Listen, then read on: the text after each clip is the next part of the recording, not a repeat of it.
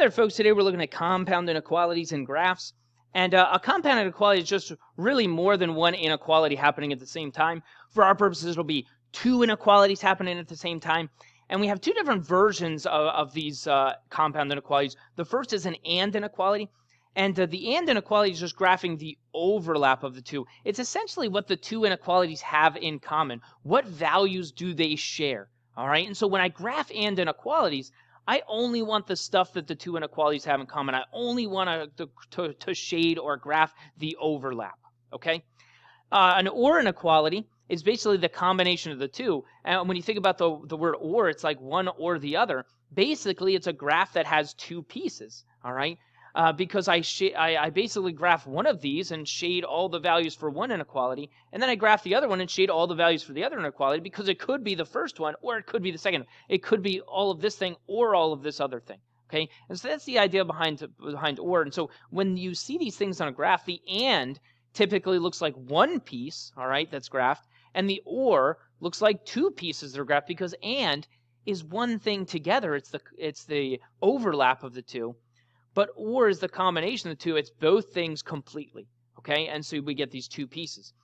Just thinking about this from the perspective of the words and or, if I looked at these two statements, and think about what you expect when you see these two statements. The first one says, I want chocolate and vanilla ice cream. Sorry. I want chocolate and vanilla ice cream. And so if I said chocolate and vanilla, you're expecting both of those things, all right? And so when you say that, there's only one option there, okay? It's something that contains both of those values, both of those types of ice cream. And so if I ask for chocolate and vanilla, there's only one possible outcome, all right? And that's a dish with chocolate and vanilla in it, or a cone that has one scoop of chocolate and one scoop of vanilla, all right? But if I said chocolate or vanilla, you see that is two options. There are two completely different things that I could get if I asked for chocolate or vanilla. I might get a dish that has chocolate in it, or I could get a dish that has vanilla in it. There's two completely different options, or a cone rather, all right? And so when we look at that, the and really only gives us one option, and that's what it's going to look like on the graph. We're going to have one shaded piece, okay? But the or gives us two options, which means we're going to have two shaded pieces. Okay, and so that's the idea here. The and is one thing where the stuff is together, but the or is kind of showing us the two options that we have. All right. For example, here's what this looks like from a math perspective. Okay, so here's an and inequality, and notice it's just two inequalities. X is less than or equal to 7. X is greater than 3. I slap the word and in between, which means I want the values that work for both of these things. Okay, and so we could think about that just reading it and say, oh, less than 7. Oh, those are values like 6 or 5 or 4, 3, 2, 1, 0, -1, -2, -3, all right? But greater than 3, well, that's values like 4, 5, 6, 7, 8, 9, 10, 11, 12. And so as I start to list those, think about which numbers I listed for both of those options. Values like 4 works for both things. That's bigger than 3, but it's also less than or equal to 7. Okay? 7 works for both of them because it's less than or equal to 7. But it's also greater than 3. And so I started thinking about where the values would be that work for each of these things. So here's how it looks like from the perspective of a graph. I'm going to do my official graph down here. And I will shade that official graph at the end. Okay? And so let me put some values on here. 2, 3.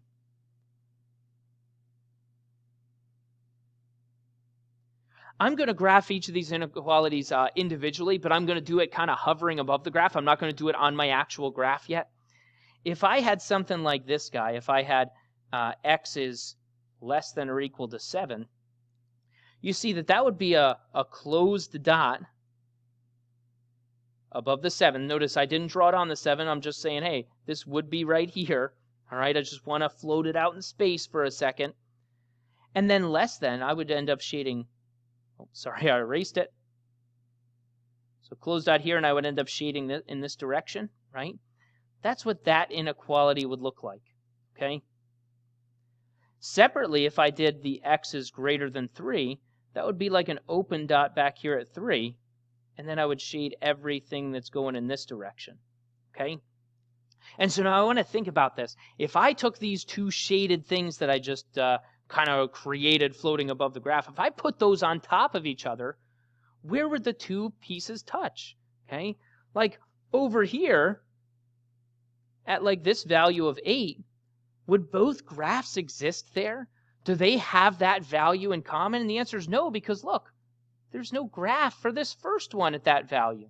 Okay. Likewise, if I came down here to a value of 2 on the graph, well, this one doesn't exist right here, even though this one does. This one would have shading there. And so I only want to shade what they have in common. And so I start with the endpoints. I say, hey, let's look at the endpoints. Over here, do they have a 7 in common? The answer is yes. This one has a 7, and so does this one. So I'm going to shade that spot. And then I'd ask at the other endpoint, do they have a 3 in common? And this is kind of a tricky one. See, right here, I see a 3 as an open dot, and here 3 would end up being shaded. So 3 doesn't actually count because of the open dot, so I'm going to keep it as an open dot. But you see, everything in between there would get shaded as well. See, when I look at these values, they're both shaded here at 5, and they're both shaded here at 4, and they're both shaded here at 6, and even in between, like 5.5. Okay, they're both shaded for all of the values in between here. And when you think about those numbers, those are the numbers that make sense for the two inequalities that were given. Okay, less than or equal to 7, so 7 works, and smaller numbers work. But it also has to be bigger than 3, so I want to be smaller than 7, but I can't be smaller than 3. I have to be bigger than 3. So it's all these values in between. And notice, I have one option graphed, okay? I have one section on my graph, one shaded region, because it's the one place where both of these inequalities work together, okay? It's the chocolate and the vanilla together, all right? So it's one option, and it's the option of those values in between, all right? This is the graph of this inequality. And as you get really good at these, you won't have to graph each of these separately and then graph the final. You'll be able to go right to the answer, okay? If I look at the next one, this one's an OR inequality. The OR inequalities are a lot easier because I literally list both options. It's saying, hey, we could have x values that are less than or equal to -3, or separately, all right, option number 2 is greater than 2. And so when I graph OR inequalities, there's no need to graph these individually first. I go right to the graph. Ready?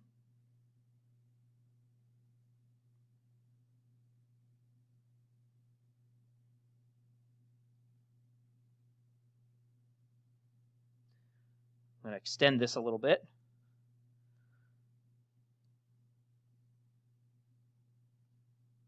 Okay. And so if I look at that first one, it says x is less than or equal to -3. So close dot here because of the equal to condition. And then less than, I shade in this direction. These are where the smaller values are. Separately, all right, that's one of my options. So I just graph my first option. Option number 2 is greater than 2, so that's an open dot. And then everything that's bigger than 2. And notice, I just leave the graph like this because, again, OR means I have two separate options. And look at my graph. It's got two separate pieces.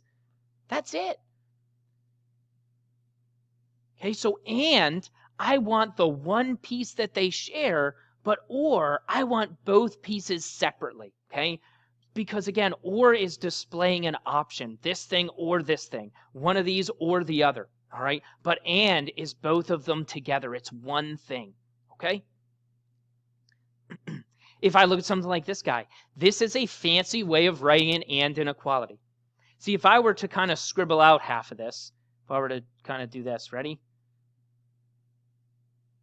If I just ignored that for a second and said, okay, let's write that inequality, let's write it the better way that we can. Remember, that's x is greater than -4. Make sure the alligator keeps facing the same way. And now if I were to scribble out the other end, let me ignore this guy for a second. Well, that says x is less than or equal to 1. So let me write that down. And now I just put an and in between. Okay? That is a fancy way of writing an and inequality. So when we see -4 less than x less than or equal to 1, it's just saying, hey, x is greater than -4, and x is less than or equal to the positive 1. Okay? It's an and inequality kind of written in a special way. All right? And so again, when I go to graph this thing, if I were to graph each of these individually, ready?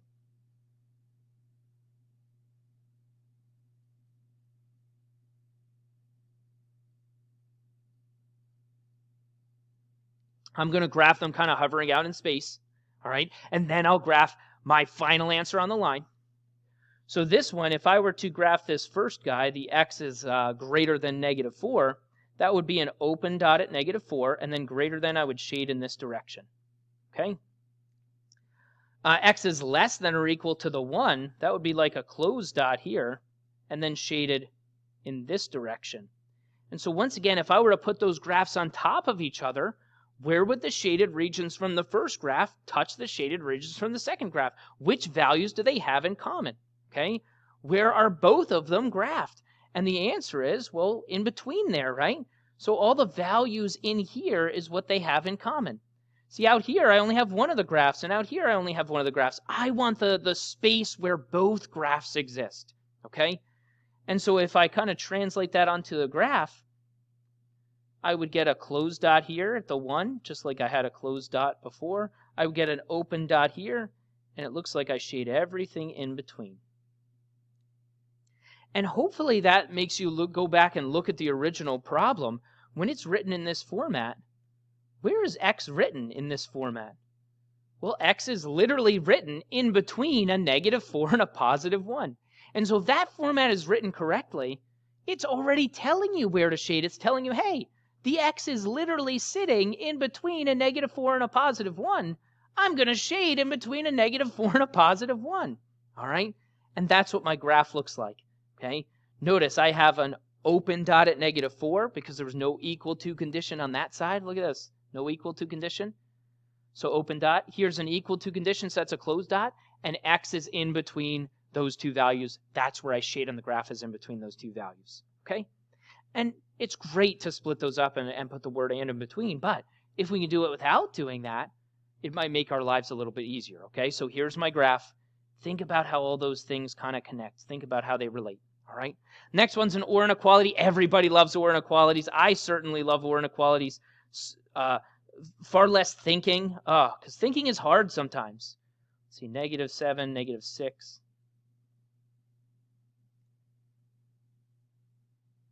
Oh, I need to go a little bit bigger. Got to make these lines a little bit longer there, Mr. Jansen. You're cutting everything a little short. There we go. And now I just graph each of these together. Like, I don't need to worry about, oh, where do they overlap? I want one or the other. I want both pieces. I want options here, okay? I don't want one thing. I want two things. So I graph the two things. Greater than -1, that's a closed dot here and then shaded this way.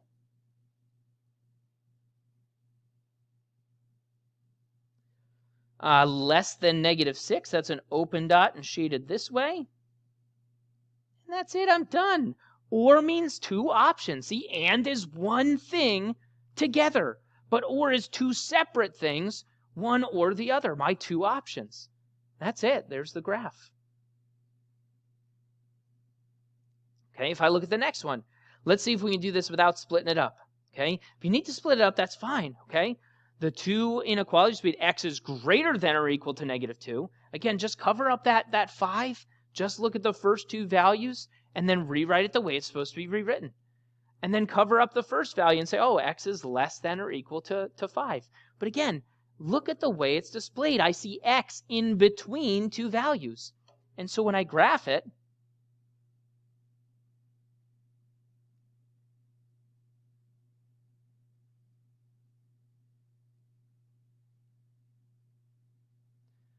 got to go a little bigger.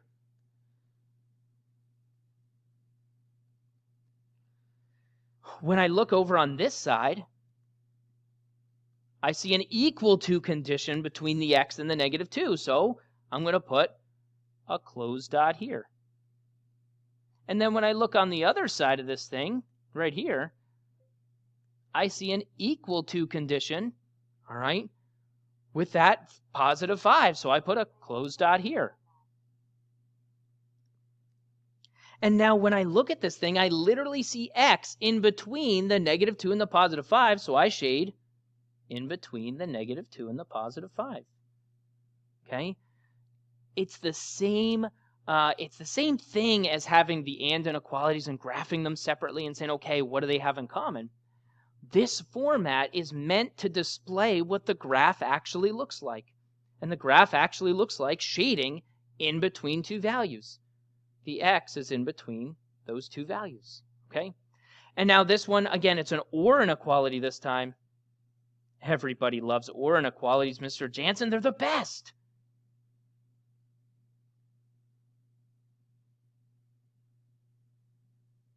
Oh, I finally made my graph big enough. So proud of me. If I look at the first one, it says less than -2. That's an open dot and shaded this way. There's option 1. Now let's grade option 2, greater than 3. So open dot, everything shaded this way. Okay? When you say OR, it's 2 options, so you get 2 pieces on the graph. When you say AND, you're talking about one thing that you want. Okay? Think about using that in the context of, ordering ice cream. I know that seems silly, but chocolate and vanilla? There's only one thing they could possibly give me, those 2 things together. All right? But chocolate or vanilla, I've given them 2 distinct, 2 different options that they could give me. And the graphs are the same way. The OR gives us 2 options, so two pieces. The AND gives us 1 option. Okay? So 1 piece. Okay? So let's write a couple compound inequalities based on some situations here. So here is maybe some directions for writing a research paper. It says the paper has to be at least 4 pages long, but no longer than 8 pages. Okay? So what we're saying is the minimum is 4 pages, all right? And so when you think about that, that means the number of pages, so I'm going to call it P, has to be greater than or equal to 4. It's got to be 4 pages, so equal to 4, or more than that, so greater than or equal to 4. But then it says, but it can't be longer than 8 pages. So the longest it's allowed to be is 8 pages. Well, that is saying that the pages have to be equal to 8 or less than 8, all right? So it's essentially saying, hey, we got to be equal to 4 or bigger, but then it's also saying we have to be less than equal to 8 or smaller. And now we just decide, is this describing an AND or an OR inequality? All right? Is this 2 options, or is this one thing that we have to kind of put together? And the answer, this is one thing. This is one research paper that has to be between 4 and 8 pages. And so this is a compound inequality, but it's an AND inequality. And, we could write it in the other format. Think about it this way. We have to be between 4 and 8 pages. So the number of pages has to be between 4 and 8. There it is. I just literally wrote it between 4 and 8. And then I kind of slapped these symbols in. When we write it correctly, it's always less than symbols. And this time it's less than or equal to symbols. Okay? So either one of these would be an acceptable answer. But really we're just determining, okay, is this an equal to condition? Is this an AND or is it an OR? Okay?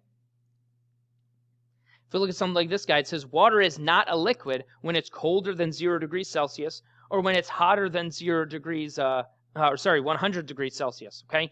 And we all know that when water is really cold, it's not a liquid anymore, it's a solid, it's ice, okay? And when water is really hot, it's not a liquid anymore, it's a gas, okay? It's steam, all right? And so really it's describing these 2 different scenarios where water is not a liquid anymore, okay? See, water is not a liquid, so I'll say W for water when it's less than 0, okay? But it's also not a liquid anymore when it's greater than 100. See, when we're below 0, it's ice. And when we're above 100 degrees Celsius, it's steam.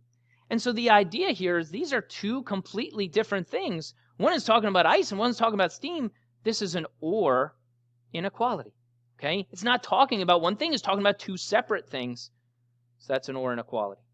Okay? And that's it. All right? And I didn't use equal to conditions there. That's a chemistry thing. That's kind of a transition period. So we'll just leave it as that. Okay? If I look at something like this guy, it says quality control needs 12-ounce bags of candy to be within half an ounce to be cleared for sale. See, if they were selling 12-ounce bags of candy and I got one that only had 5 ounces in it, I'd be pretty angry. Where's the rest of my candy? All right? And so the idea of quality control is we have to be close to that 12 so that somebody doesn't sue us for more candy. All right? I want my candy. All right? And so when we think about that, within half an ounce, that means it could be a little light. It could be light by half an ounce, or it could be a little bit heavier than 12 ounces, be, half an ounce too big. And so think about that. Less than, so on the smaller end, 5 ounces less than 12 would be like 11.5 ounces. Okay? And 5 ounces bigger than 12 would be 12.5 ounces. And so think about what that's saying. It's saying, well, 11.5 is the smallest it's allowed to be, so the candy has to be bigger than or equal to 11.5. Okay? It's not allowed to be any smaller than that, so it's got to be that or more. But it's also telling us that it's got to be smaller than 12.5, or else the company's going to lose money. So it could equal 12.5 or less. Well, this is talking about one thing once again. It's talking about one bag of candy that has to be between these two values. This is an inequality. Okay? And once again, if you think about the idea of the thing being in between, that kind of shows us what the other method would look like the other way of writing it. See, C has to be, the candy has to be between 11.5 and 12.5. Okay? And now once again, we fill this in with less than symbols. We're also allowed to be equal to this time. Okay? Either one of these would be an acceptable answer. But once again, that idea of and is one thing that's being between two values. All right? I want one option. All right? But or is two separate options, and we want to show both of those options. Okay?